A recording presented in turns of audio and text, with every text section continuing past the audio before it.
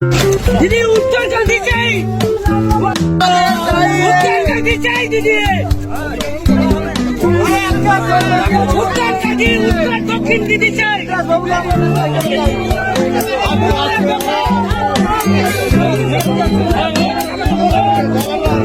রথযাত্রা উপলক্ষে দীঘায় পৌঁছে গেলেন মমতা বন্দ্যোপাধ্যায়। সৈকত নগরীতে প্রবেশের আগে কাঁথিতে গাড়ি থামিয়ে রাস্তার দুধারে যে মানুষ জড়ো হয়েছিল দেখার জন্য, তাদের সঙ্গে কথা বললেন।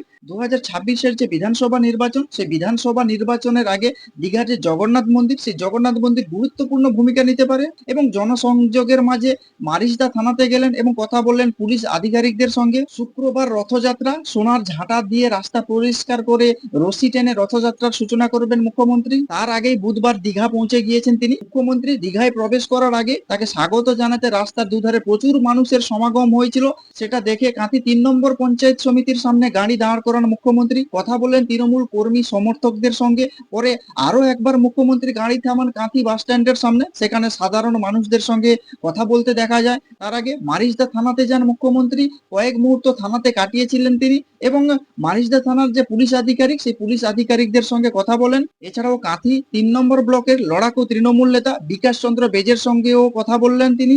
জগন্নাথ মন্দিরের প্রতিষ্ঠার পর দীঘায় প্রথমবার অনুষ্ঠিত হতে চলেছে রথযাত্রা উৎসব। সেই কারণে এবার প্রথম থেকেই বাড়তি গুরুত্ব এবং সতর্কতার উপর জোর দিয়েছেন মুখ্যমন্ত্রী। দীঘার নতুন জগন্নাথ মন্দির থেকে পুরনো মন্দির প্রায় 1 কিলোমিটার পথ জুড়ে চলবে রথযাত্রা। এবছর প্রায় 2 থেকে 2.5 লক্ষ ভক্ত রথযাত্রায় উপস্থিত থাকবে বলে এমনটাই অনুমান করা হচ্ছে। এই বিপুল জনসঙ্গম সামলাতে প্রশাসন, পুলিশ, দমকল এবং জনপ্রতিনিধিদের সমন্বয়ে কাজ করার নির্দেশ দিয়েছেন তিনি। নবান্ন সূত্রে যেটা আরো খবর পাওয়া যাচ্ছে, তার নির্দেশ মতো কি কি পদক্ষেপ করা হয়েছে তা তিনি নিজের চোখে দেখতে চান, তাই তিনি রথযাত্রার আগে দীঘায় উপস্থিত হয়েছেন। মুখ্যমন্ত্রীর আসার খবর পেয়ে গোটা দীঘা জুড়ে সতর্কতা জারি করা হয়েছে।